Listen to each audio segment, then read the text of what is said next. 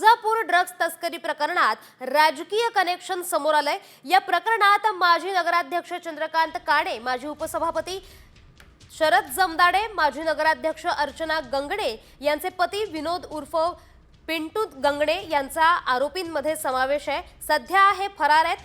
Police त्यांचा शोध घेत आहेत। दरम्यान ड्रग्ज तस्करी प्रकरणात 25 आरोपींचा समावेश आहे। यातील 3 आरोपींना अटक करण्यात आली आहे, तर 10 आरोपी न्यायालयीन कोठडीत आहेत, तर 12 आरोपी सध्या फरार आहेत।